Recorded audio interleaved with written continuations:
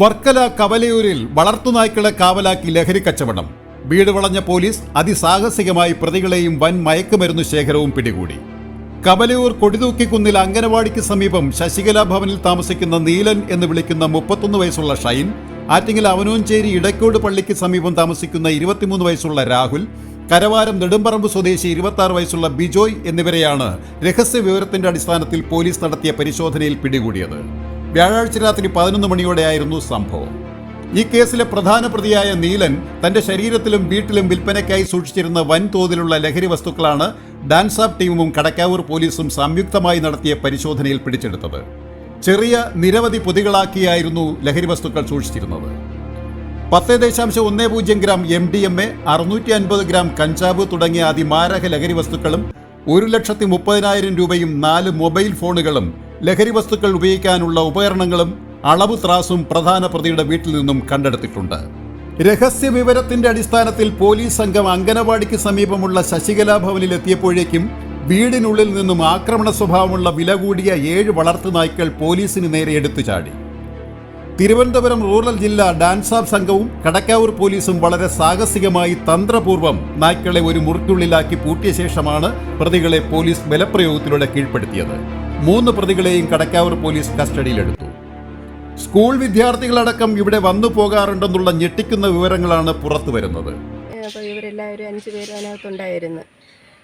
എന്നാലും ഇന്നലെ രാത്രിയാണ് ഈ സ്ഥലം, ഈ വീട്ടിനകം തന്നെ നമ്മൾ കാണുന്നത്. ഇവിടെ ഞാനെന്ന് മാത്രമല്ല, ഈ നാട്ടുകാർ തന്നെ, ആൾക്കാരുമായിട്ടൊന്നും യാതൊരു കോണ്ടാക്റ്റും ഇല്ല. ഇവനും ഇവൻ്റെ അമ്മയും അച്ഛനും ഈ വീട്ടിലുണ്ട്. ആരുമായിട്ടും ഒരു ബന്ധമില്ല. ചില സമയങ്ങളിൽ വൈകുന്നേരത്തൊക്കെ ഞാനൊക്കെ ഇതുവഴി പോകുമ്പോൾ അമ്മ ഒരു പട്ടിയും കൊണ്ട് റോഡിലൊക്കെ നടക്കുന്ന കാണാം.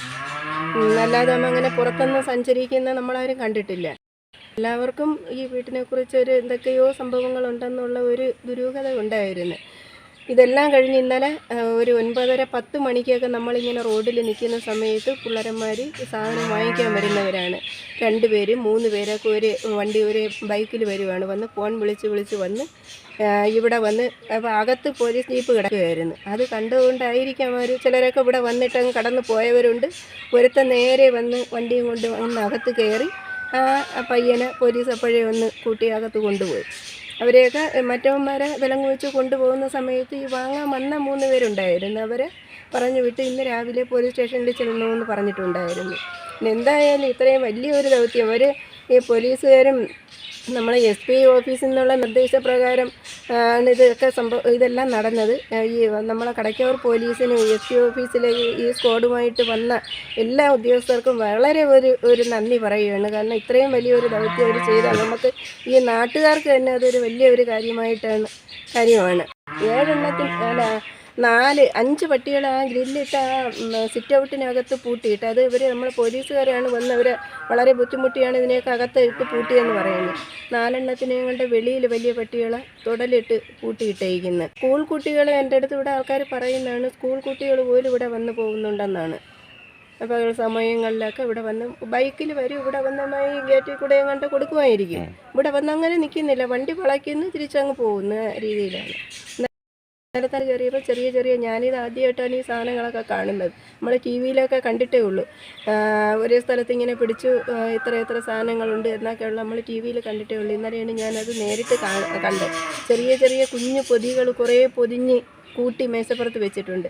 അതൊക്കെ ഇന്നലൊക്കെ കച്ചവടത്തിനുള്ള സാധനങ്ങളാവാം അങ്ങനെ വെച്ച് വയ്ക്കുന്നത്. വെള്ളിയാഴ്ച രാവിലെ അപകടകാരികളായ 4 വളർത്തുനായ്ക്കളെ വീട്ടിനകത്ത മുറിയിൽ പൂട്ടിയിടുകയും ബാക്കി 3 എണ്ണത്തെ കാർ പോർച്ചിൽ കെട്ടിയ നിലയിലുമായിരുന്നു. അറസ്റ്റ് ചെയ്ത പ്രതികളെ നിയമ നടപടിക്രമങ്ങൾ പൂർത്തിയാക്കിയ ശേഷം കോടതിയിൽ ഹാജരാക്കുമെന്ന് കടക്കാവൂർ പോലീസ് അറിയിച്ചു. Beacon news, Varkala.